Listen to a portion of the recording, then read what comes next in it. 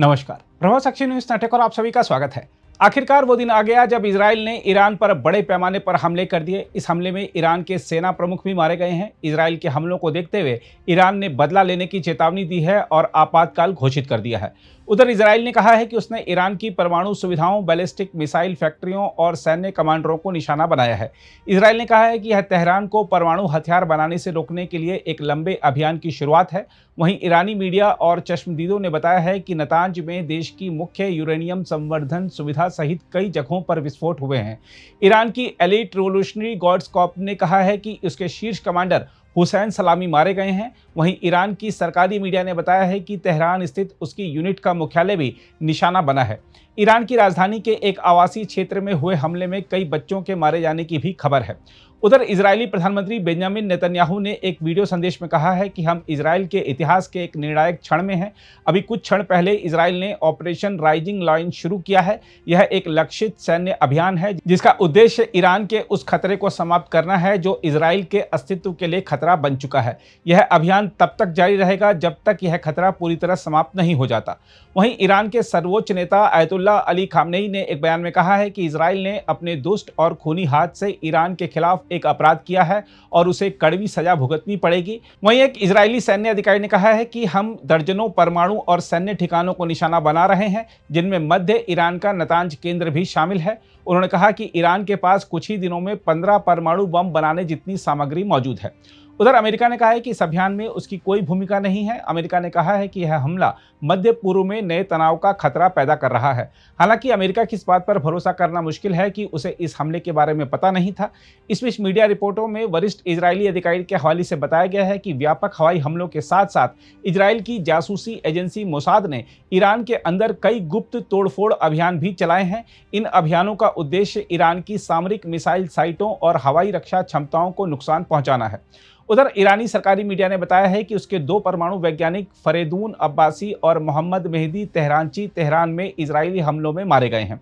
हम आपको बता दें कि तेल अवीव का बेन गुरियन एयरपोर्ट अगले आदेश तक बंद कर दिया गया है।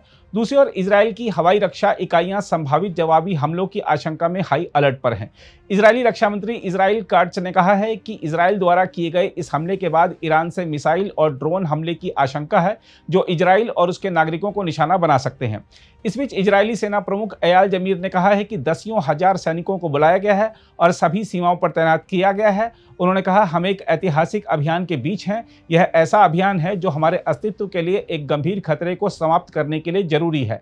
इजरायली विदेश मंत्रालय के अनुसार इजरायली मंत्री गिदोन सार दुनिया भर के अपने समकक्षों के साथ एक मैराथन कॉल भी कर रहे हैं। उधर अमेरिकी राष्ट्रपति डोनाल्ड ट्रंप ने फॉक्स न्यूज को दिए एक इंटरव्यू में कहा है कि ईरान के पास परमाणु बम नहीं होना चाहिए और अमेरिका फिर से बातचीत की मेज पर लौटने की उम्मीद कर रहा है। फॉक्स न्यूज की रिपोर्टर जेनिफर ग्रिफिन ने एक्स पर ट्रंप के हवाले से कहा, हम देखेंगे। व्हाइट हाउस ने कहा है कि शुक्रवार सुबह ट्रंप राष्ट्रीय सुरक्षा परिषद की बैठक बुला रहे हैं। उधर एक अमेरिकी अधिकारी ने मीडिया को बताया है कि अमेरिकी सेना मध्य पूर्व में किसी भी स्थिति से निपटने के लिए योजना बना रही है जिसमें अमेरिकी नागरिकों को निकालने की संभावना भी शामिल है। वहीं ईरानी सेना के प्रवक्ता ने कहा है कि इजराइल और उसका मुख्य सहयोगी अमेरिका इस हमले की भारी कीमत चुकाएंगे। ईरान ने अमेरिका पर इस हमले में सहयोग देने का आरोप लगाया है। हालांकि अमेरिका इजरायली हमले से खुद को दूर रखने की कोशिश कर रहा है, लेकिन एक इजरायली अधिकारी ने सार्वजनिक प्रसारक कान को बताया है कि इस हमले में वाशिंगटन के साथ समन्वय किया गया था। उधर अमेरिकी विदेश मंत्री मार्को रूबियो ने कहा है कि अमेरिका हमलों में शामिल नहीं है और इजराइल ने आत्मरक्षा में एक तरफा कार्रवाई की है। रूबियो ने एक बयान में कहा है कि हम हमलों में शामिल नहीं हैं और हमारी पहली प्राथमिकता क्षेत्र में अमेरिकी बलों की सुरक्षा है।